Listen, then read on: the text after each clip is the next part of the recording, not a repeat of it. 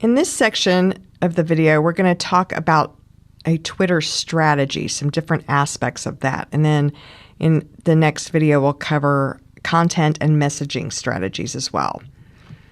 In general, though, we should probably start with looking at the vocabulary of Twitter. What's the lingo that we need to understand so that we can know what we're talking about when we start talking strategy? So first of all, you probably know many of these. A tweeter, a twitterer, or a twit, that's the user of Twitter.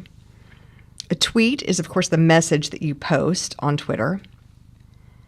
Tweeps are Twitter people, maybe the people that follow you, for example. So you might have heard the phrase, "Oh, I love my tweeps." You know, like I love my peeps, but they're my tweeps because they're on Twitter. Then you have a retweet, which is a message by a tweeter that's forwarded by another tweeter to their followers. So, for example, I read a tweet from someone I follow and I really like what they say, so I retweet it so that my followers can see it as well. A follower is someone who subscribes to see your updates, and then you in turn follow because someone tweets something or has updates that you would like to subscribe to so that they'll appear in your timeline regularly.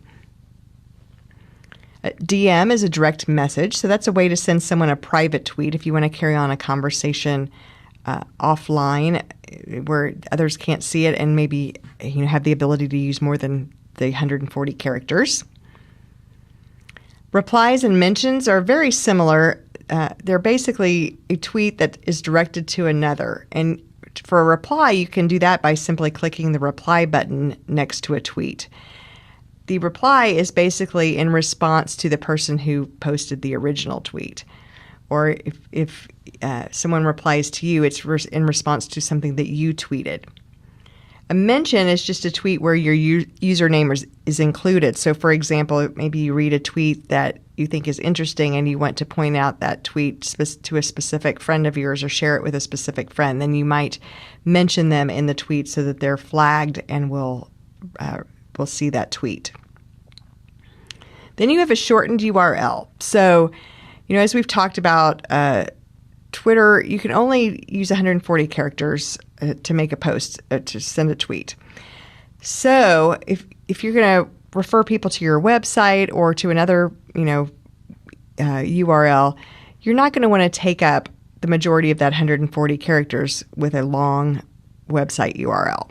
So you can use a tool like Bitly, bit.ly, so www.bit.ly.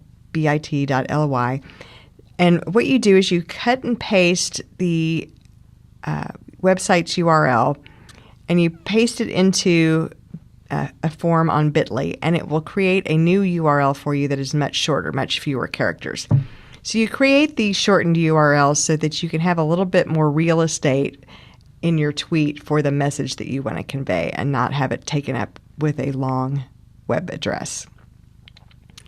Then you have hashtags, so that's the pound sign that we've talked about, that is used as a prefix before a word or words. You don't put any spaces in there, so you just smash all the words together. And it's used to mark keywords or topics that help others discover relevant posts.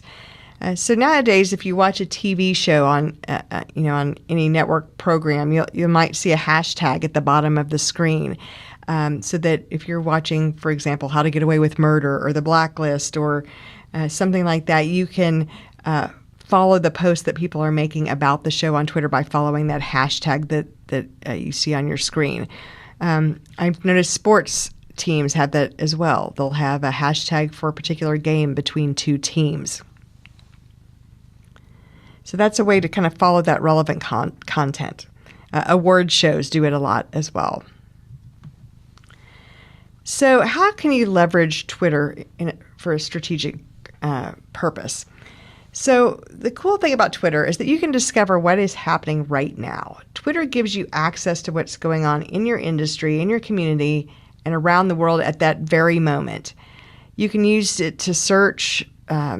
You can use Twitter to search and to listen to the relevant conversations that are happening, and then jump into those conversations where you can add value to them. You can kind of establish yourself as a thought leader at that, by doing that frequently. You can also grow your brand awareness. So you can increase your impact by using Twitter to regularly communicate with your followers and then use that to attract new followers. And you can even extend your reach further by using Twitter ads to drive that brand awareness. You can provide timely customer service. People often talk about the products that they use on Twitter, so it's a natural place to provide good customer service.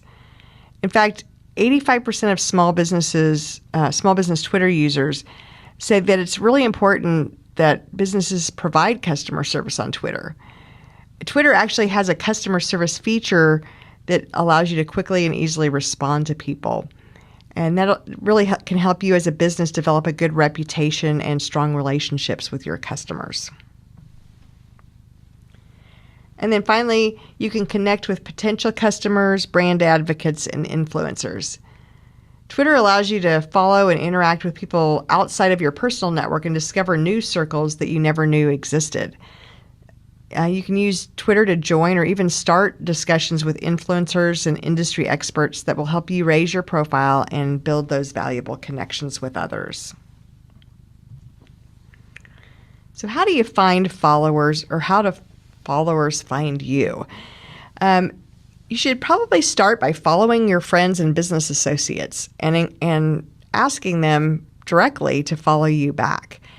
You can also use hashtags on industry subject matter to start attracting attention from people who are searching for that content and those hashtags so that they can discover you that way.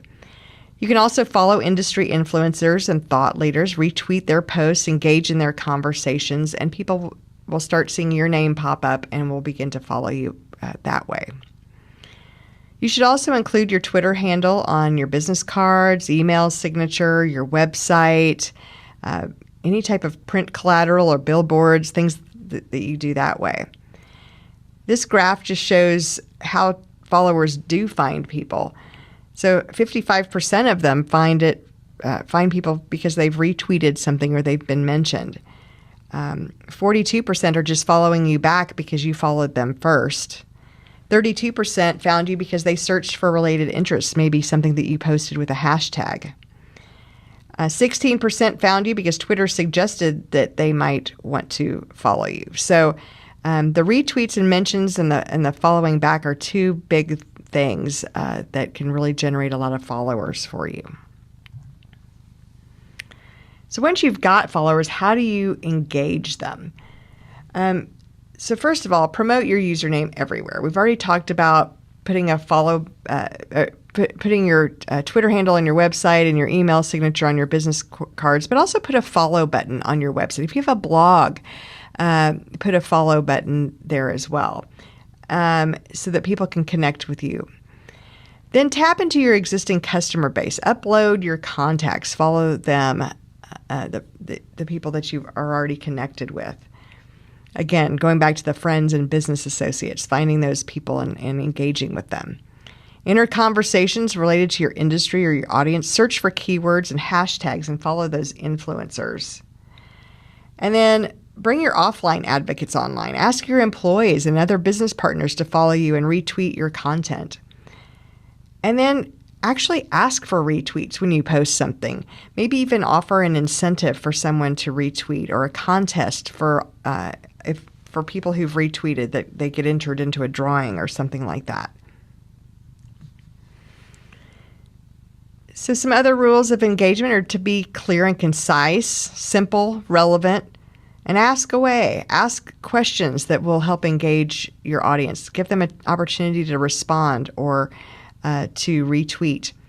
Sound like a human. Don't sound like a business. Give your business a voice, a personality. And be aware of your company's social media disclosure policies. Make sure that everybody who tweets on behalf of your company knows what these policies are. And I believe we've talked about this 70-20-10 rule in another video, but really think about the type of content that you're posting.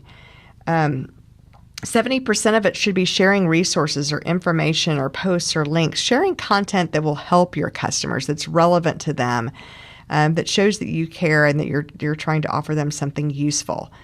20% should be engaging in conversations that other people are posting.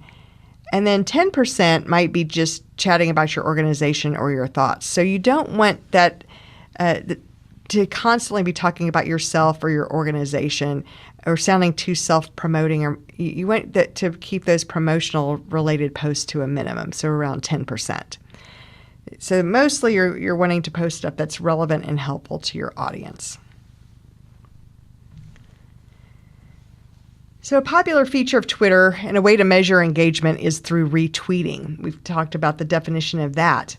So Twitter allows other people to keep up with important events and stay connected with their peers, and it can allow them to contribute various ways throughout social media. So when certain posts become really popular, they start to get tweeted over and over again and eventually might become viral. So Ellen DeGeneres' post from the 86th Annual Academy Awards when she was the host is a prime example of this. She took the opportunity to take a selfie with about 12 other celebrities and people like Jennifer Lawrence and Brad Pitt and Julia Roberts and Meryl Streep. And this picture actually went viral within 40 minutes before the show was even over. And it was retweeted 1.8 million times just within the first hour. It was a huge record for Twitter and huge for the use of selfies. Retweeting is definitely a beneficial strategy which notifies individuals on Twitter about popular trends, posts, and events. As of now, I think this post shows retweets of 3.33 million, but I think it's maybe even about 3.4 million at this point. It set the record and held the record for a while, but it was broken by this guy. This guy wanted Wendy's chicken nuggets for a year. He wanted to know what it would take to get free chicken nuggets for a year. He actually broke Wendy's actually broke Ellen DeGeneres' retweet record on May 9th of 2017 with this user-generated #NugsForCarter campaign. It now has 3.42 million tweets. Here's a picture of Wendy's awarding him a certificate showing him that he can get free nuggets for a year at any Wendy's. And look at what type of engagement this got. All these other major brands got involved in it. Microsoft's tweeting, retweeting about Nugs for Carter. Google, Amazon, Hollister, United Airlines offered him a free flight to any Wendy's in the world. There's 3.42 million retweets and engagement with major corporations all across the country helped him get there. In our next video, we'll talk about content strategy and messaging best practices.